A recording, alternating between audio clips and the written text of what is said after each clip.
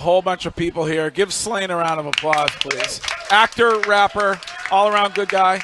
I think still everyday listener of the show, but I don't know. We haven't spoken in a while. I'm a regular listener. Okay, regular listener. I'm pretty busy nowadays, so I don't always get to listen to the radio. Oh, all right. so cool. Well, we're Courtney is obsessed with the town, so we should probably get that out of the way. No, obsessed doesn't even begin. Santo and I watch the town at least 3 times a week, and he texts me, he's like, Slaine's coming on the show today? I'm like, yeah, we are constantly 551 Bunker Hill Street. Come by anytime. It's the most quotable movie of all time. It's a piece of art. I'll only give them your first names. Oh, so good. I mean, is that the film that you get asked about the most? Absolutely. Yeah. Yeah. I mean, I get recognized from the town in like Russia. I've had people in Germany like scream across the street. Yeah. So, yeah. It is, I mean, you might get asked about the Joker, although people are probably asking for their money back. Yeah. Well, Joker 2 definitely didn't get as well received as we'd hoped, but I'm still proud to be in it, man. I thought it was. I think 5-10 years from now, people are going to look at it a different way. You do? I do, because I think it's a $200 million art film, and people wanted an action movie. They want a superhero movie. And I heard you guys talking on the show earlier about Liam Hendricks and all that. Yeah. And to me, that's what the movie's about. It's about rage in America and how we kind of put these mentally ill people on a pedestal, and we're rooting for the worst outcome. Like, we want the Joker to blow up Gotham. Yeah.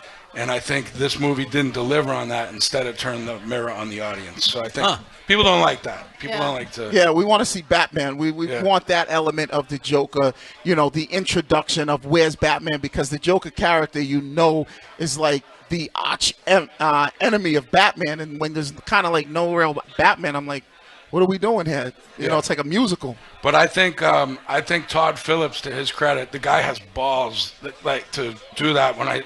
So I went and saw that movie at Venice. It was in the Venice Film Festival, and I had another one there called King Ivory. And when I saw him, he's like, "You ready?" And I was like, "Yeah, man." He's like, "We'll see how it goes." It doesn't cater to the audience. So he knew that. It was an artistic swing, and I respect him for it.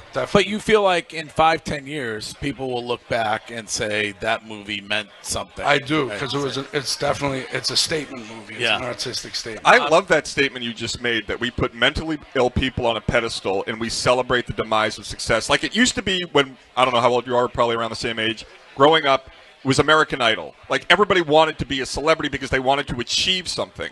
And then at a certain point in the mid-2010s, I don't know the exact reason, I don't know the exact day, we celebrated victims and got angry at success. Well, it was reality TV, right? It was like the onslaught of reality TV, and then social media, where everybody's a reality show on social media. Everybody has this platform. So I think, getting back to what you were saying earlier in the show, people feel empowered to reach out to anybody and just be nasty anonymously. Right. And, you're talking about a mental health crisis.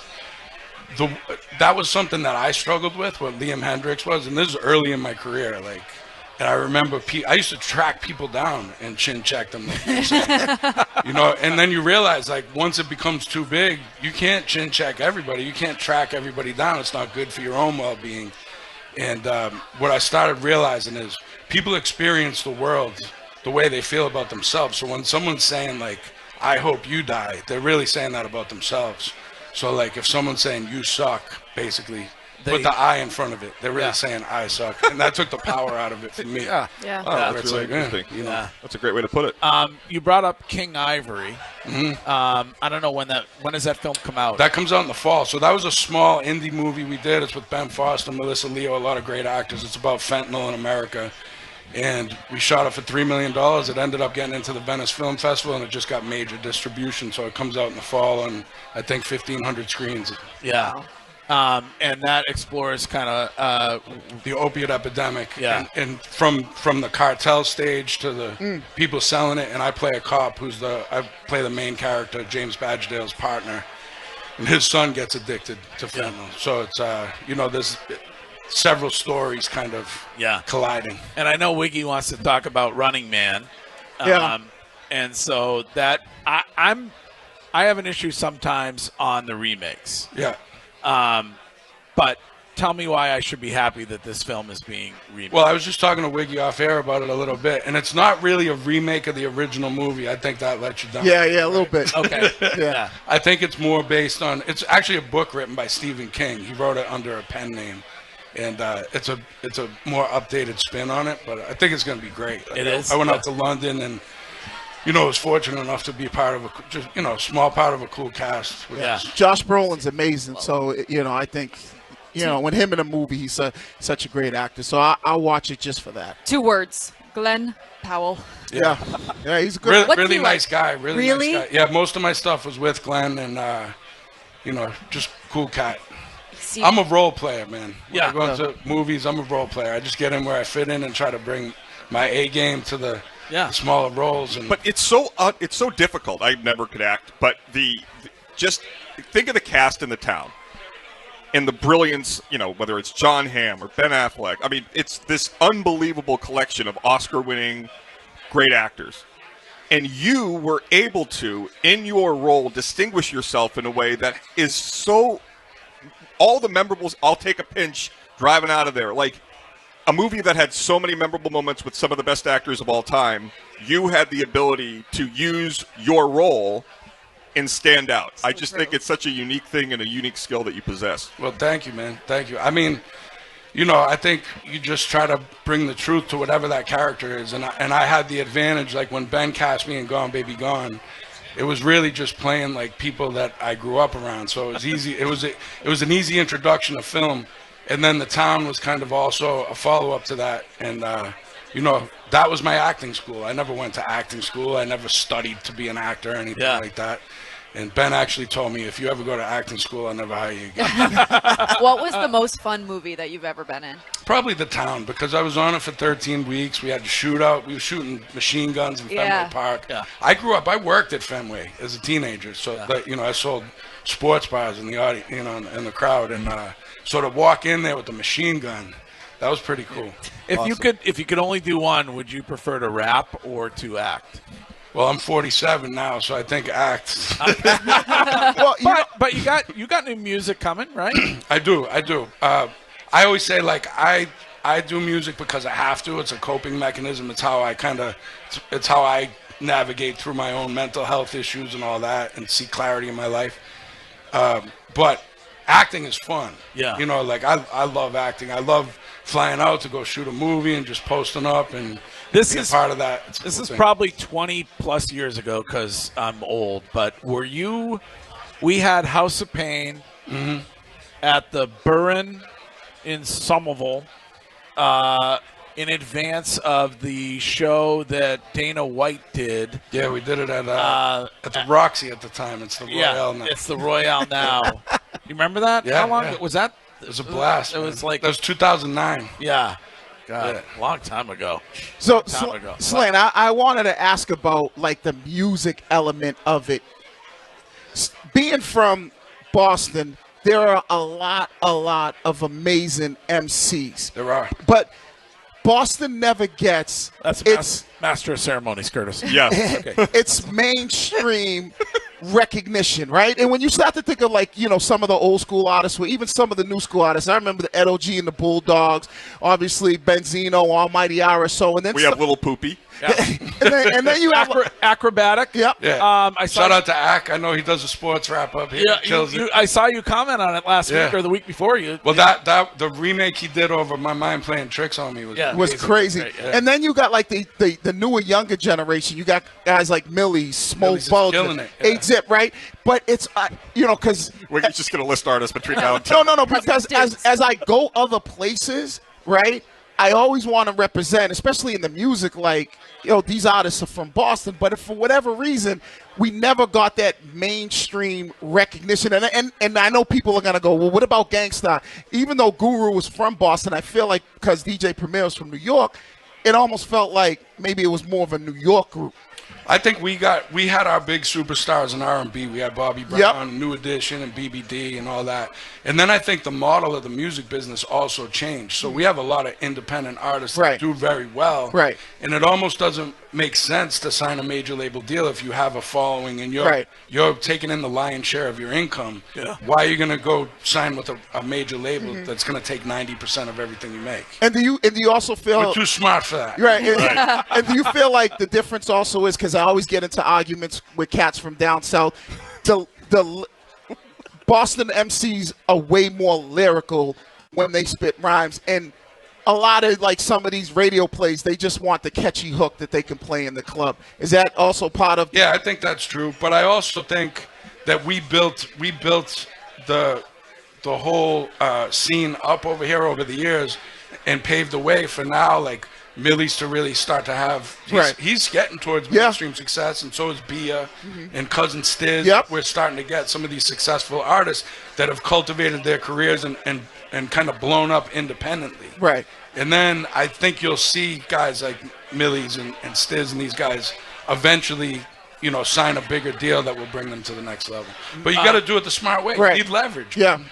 May is Mental Health Month. It is. I know that that's something that you're really interested in when it comes to helping people.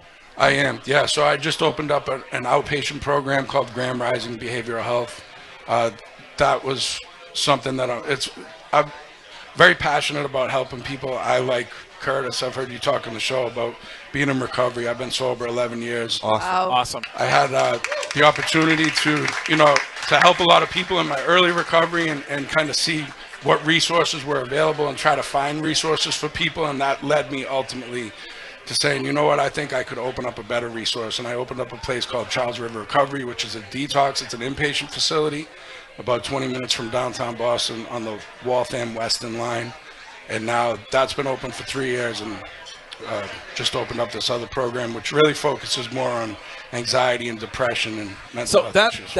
That's what was really interesting to me is you're focusing there on not as much the substance abuse part of it, but just the general mental health situation and anxiety, which is crazy, and people who are or crazy out of control with people, and the issues that people are facing when it comes to just kind of dealing with everyday stress. I think, it's really breaking the stigma around all of it, right? Like, I think we've done a lot of work with substance use and breaking the stigma. We all have people that we love that are alcoholics and addicts, some in recovery, some still out sick and suffering. But mental health, people tend to think about like those people, the people with mental health problems. I think everyone in this room has had a mental health crisis at some point in their lives. And that's what this program focuses on. It could be somebody who's dealing with divorce or losing somebody really close to them, or custody issues. Like, that's a lot of the people we see are working people. We have a nighttime program. People go to work and then come in. And it's kind of like therapy on steroids. Like a lot of people want to go see a one-on-one therapist, but that's like once a month. If you're going through something really hard, a program like this can be super beneficial. And I feel like one thing, pandemic really screwed a lot of crap up. I had a weekly meeting that was the same people for like 4 years on 1 day a week. But the in-person detox, which is just to get you so you live and you can wean off of alcohol, because if you drink all the time and stop drinking, you could die.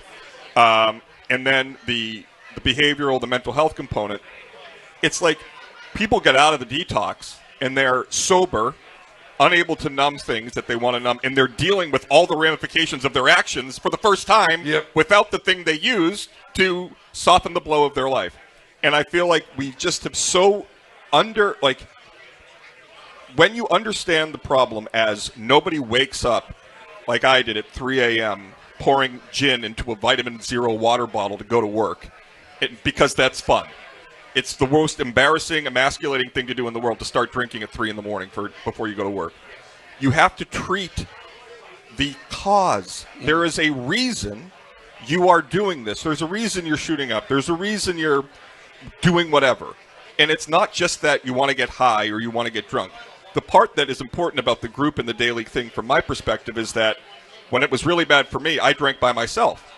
And so to find a community, It's a connection. it gives you something to look forward to, that you're not alone, and you can actually have things that are better now than they were when you think back to the days of your drinking or whatever the source, the substance you were Yeah, using. you hit it right on the head. I mean, you take the alcohol away from me, you haven't solved my problem. My problem's just beginning. 'Cause Right. now I don't have my solution to my problems, which is the alcohol. That's what gets me through, right? Yeah. So now I need a new solution. It's also interesting when it comes to the mental health aspect, and I'm so happy that you're focusing on that, because just like having an addiction, like, it doesn't discriminate. We talk about it a lot on this show. I'm somebody who's super anxious. I'm medicated for it, and I've had everything in my life given to me. I know that I'm very lucky, but it's a brain chemistry thing that I can't figure out. And so I overthink everything. I'm an overthinker, but there are so many people who feel like I have everything in my life that I would want. Why do I feel this way? And they feel a shame that comes along with it. So destigmatizing it for anybody, no matter what you're going through, is so important, because people can 100%. get help. Yeah, people think mental health and they think it's like the guy who has 19 personalities and he's talking to the wall, or the dog that doesn't exist. And Jackson, you you're talking about. and that's not the case. I mean, we all have our stuff that we struggle with. Yep. Well, listen, it's awesome that you're doing it. Keep it up, man. How do people get information on it? GrandRisingBehavioralHealth.com. Okay, Yep. awesome. Thank you. Running Man comes out. Comes out in November. King Ivory comes out in September. Okay. And I have a new album called A New State of Grace with Static Selector that comes out in September as well. All right, awesome. Staying busy, man. There you Yes. go. Yeah. Let's Thanks get for- a town too. Thanks Keep for it coming up. by. Oh, yeah. Yeah, You know, it's funny. I back in the day, I was hanging with Gronk one time, and he says, "Oh, Slaine, like they should make a town too." I said, "Yeah, I died in the first one." Oh, good He was point. like, good point. They're not going to. They would. I mean, to be fair, Gronk wanted a Titanic too. So. Ben Affleck's character is still alive, so you Yeah. know you never know. They're coming out with a heat too, so anything Yeah. is possible nowadays. I mean, it is Joe Mazzulla's favorite film, Yeah. if I remember Gonna correctly. need a sequel to that. Yes, it is. All right, Slaine, thank you. Thank you. It's you, guys. Roadshow number 2 at the Lobster Trap in Bourne.